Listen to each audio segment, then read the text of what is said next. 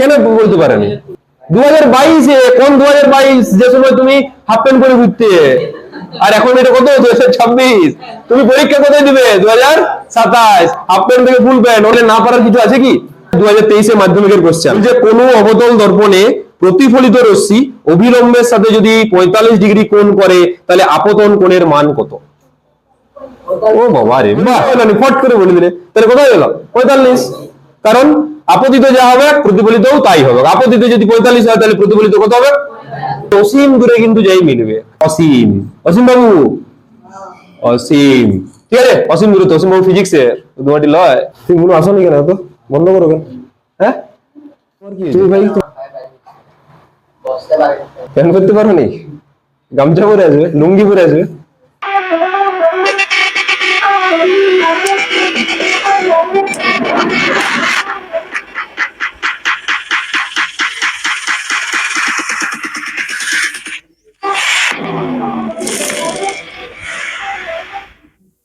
উত্তল দর্পণ অবতল দর্পণে কোনটার কি জিনিস? কোনটাকে বক্রতা ব্যাসার্ধ বলা হয়? ঠিক আছে। আর ওই প্রমাণটা কে কে বুঝতে পারো না বলো তো? অনেকেই বুঝতে পারো নি। কে কে বুঝতে পারো না বলো, আজকে পুরোপুরি বুঝে যাবে। বলো কে কে বুঝতে পারো নি? ভাই প্রদীপের কি হয়েছে? হ্যাঁ, অর্ণব আসেনি। প্রদীপের ডিউ চকলেট টেনে দিয়ে দেবে, এর আগের দিন ভালো বলেছিল। আচ্ছা ঠিক আছে, ছাড়ো ছাড়ো। মোড়া মরেছে, মোড়াই তো মোড়া।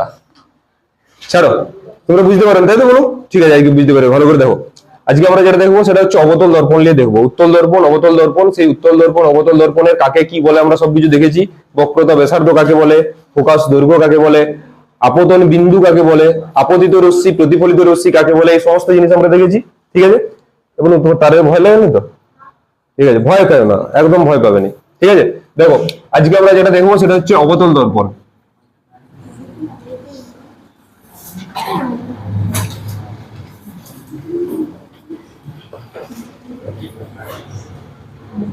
অবতল দর্পণ কি? অবতল দর্পণ। দেখো এই অবতল দর্পণের আমরা একটা প্রমাণ করছিলাম, সেটা হচ্ছে কি? সেটা হচ্ছে যে বক্রতা ব্যাসার্ধ, বক্রতা ব্যাসার্ধ, বক্রতা ব্যাসার্ধ আর ইজিক্যাল টু ফোকাস দৈর্ঘ্য।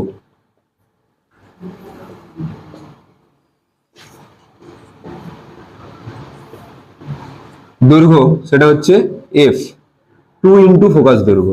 ঠিক আছে, আমরা কি দেখছিলাম? যে বক্রতা ব্যাসার্ধ ইজিক্যাল টু 2 ইন্টু ফোকাস দৈর্ঘ্য। এটা আমরা এর আগের দিন দেখছিলাম। ঠিক আছে, এটা অনেকে বুঝতে পারোনি, তাই তো? এটা বুঝতে পারোনি, দেখো ভালো করে বুঝবে, বুঝতে পারবে, কোনো অসুবিধা নাই। দেখো প্রথমে হচ্ছে অবতল দর্পণ। তাহলে অবতল দর্পণ আমাদের কেমন করে আঁকে আমরা জানি।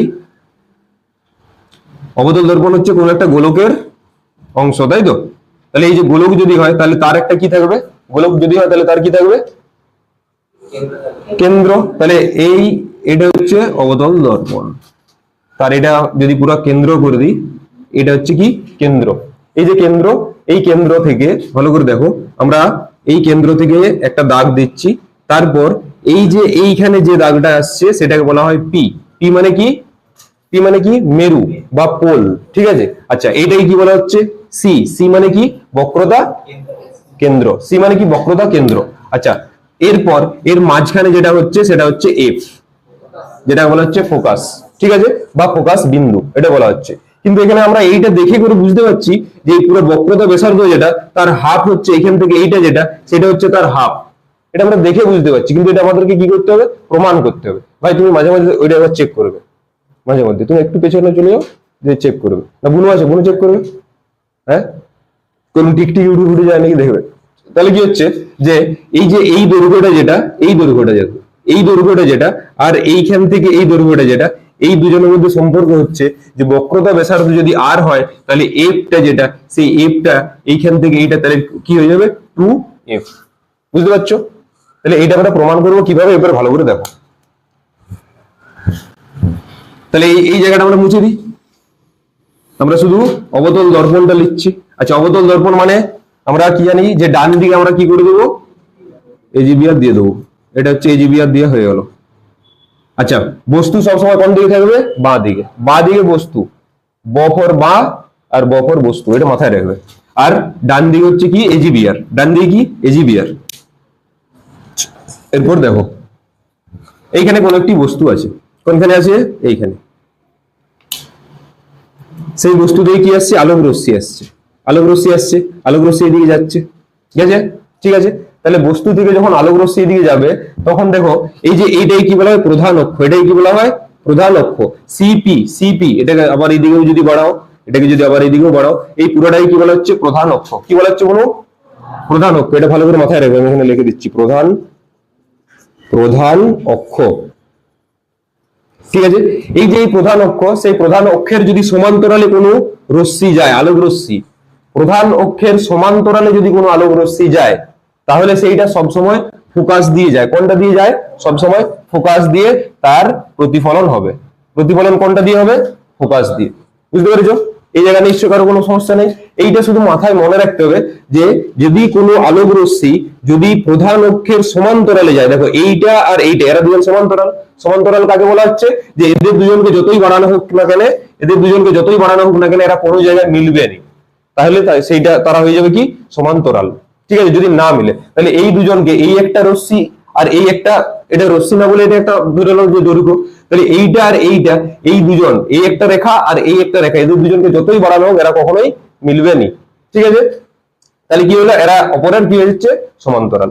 এরপর ভালো করে বুঝো, এই যে এই রশ্মিটা যেটা গেছে সেই কোনটা দিয়ে আসছে ফোকাসের মধ্য দিয়ে আসছে, আচ্ছা এই যে এটাকে কি বলা হচ্ছে প্রতিফলিত রশ্মি, আর এটাই কি বলা হচ্ছে আপতিত রশ্মি। তাহলে আপতিত রশ্মি, এটা আপতিত রশ্মি,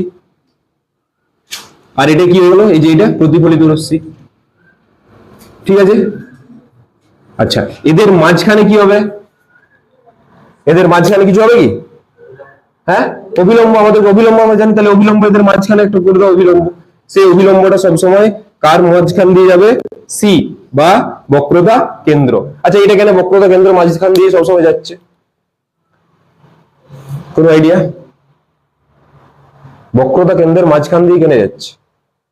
অভিলম্ব সবসময় ভালো করে মাথায় রাখো, অভিলম্ব সবসময় কোনো বৃত্তের বক্রতা কেন্দ্রের মাঝ দিয়েই যাবে, অভিলম্ব, অভিলম্ব সব সময় কোন বৃত্তের বক্রতা কেন্দ্রের মাঝখান দিয়েই যাবে।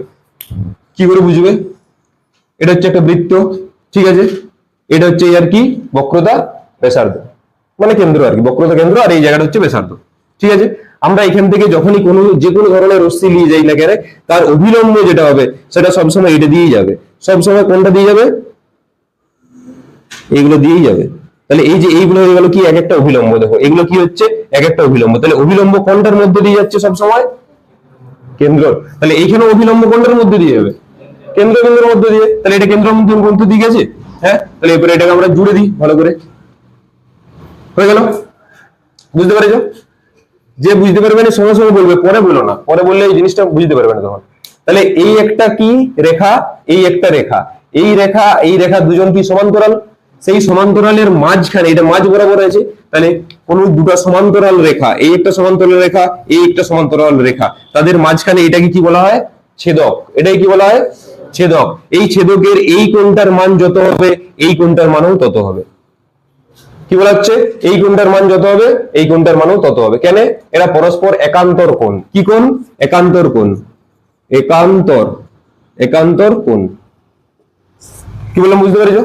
তাহলে এর মান যদি 45 ডিগ্রি হয়, এর মান কত হবে 45 ডিগ্রি। আচ্ছা তাহলে বলো এর মান কত হবে, এই যে এইটার মান কত হবে, এইটার মান আমি যদি ধরি 45 ডিগ্রি, তাহলে এইটার মান কত হয়ে যাবে, ঠিক আছে কোনো সমস্যা নাই, বুঝতে পেরেছো? ভাই তুমি বুঝতে না এই কোণটা বুঝতে দেখতে পাচ্ছ, তুমি দেখতে পাচ্ছ, এত কাছে কেন বসছো, এই সাইডে চলে আসবে, ঠিক আছে। দেখো তাহলে এটার মান কত হয়ে গেল 45, এটার মান কত হয়ে গেল 45। এরপর ভালো করে দেখো এইটার মান যদি 45 হয় তাহলে এইটার মান কত হবে, কত হবে কেন বলো? এটার মান 45, এইটার মান কেন 45 হয়ে গেল বলো, হ্যাঁ কেন বলো বলো, ওটা বললো, হ্যাঁ গুড, খুব সুন্দর। দেখো এই কোণটা, এটা কি আপতিত রশ্মি, তো এটা এই যে রশ্মিটা আসছে, আর এটা কি প্রতিফলিত রশ্মি। আমরা একদম প্রথম দিনে দেখেছিলাম প্রতিফলনের সূত্র অনুসারে আপতিত রশ্মি আর প্রতিফলিত রশ্মি তাদের মাঝখানে কি হবে অভিলম্ব, সেই অভিলম্ব যেটা তাদের দুজনের মান কোণের মান যেটা সেটা সমান হবে। তাহলে কোণ আই সমান এই কোণ আর, এই সরি কোণ আই সমান এই কোণ আর, এটা তো আমরা জানি। তাহলে এইটাই ঠিকই বলেছো তুমি। তাহলে এটা কত হয়ে গেল 45 ডিগ্রি। হ্যাঁ, তাহলে দেখো এই কোণটার মান কত 45 ডিগ্রি, এই কোণটার মান কত 45 ডিগ্রি। তাহলে যদি দুটা কোণের মান 45 ডিগ্রি হয় তাহলে এই হচ্ছে একটা কি ত্রিভুজ। ভালো করে দেখো, এটা একটা ত্রিভুজ না? ত্রিভুজ না? এই যে এটা আমি পেনটা যেখানে যেখানে যাচ্ছে সেখানে সেখানে দেখো, এটা কি একটা ত্রিভুজ? হ্যাঁ, তাহলে দুটা কোণ যদি কারো কোনো ত্রিভুজের দুটা কোণ যদি সমান হয়ে যায় তাহলে সেই ত্রিভুজটাকে কি বলা হয়? সমদ্বিবাহু ত্রিভুজ। তাহলে এই যে ত্রিভুজটা, এই ত্রিভুজটা এরকম হচ্ছে, ত্রিভুজটাকে তোমাদের এইখানে করে দেখাচ্ছি। এবার এগুলো একটু মুছে দিই, ওই ত্রিভুজটাকে আমি বাইরে বের করছি, ঠিক আছে?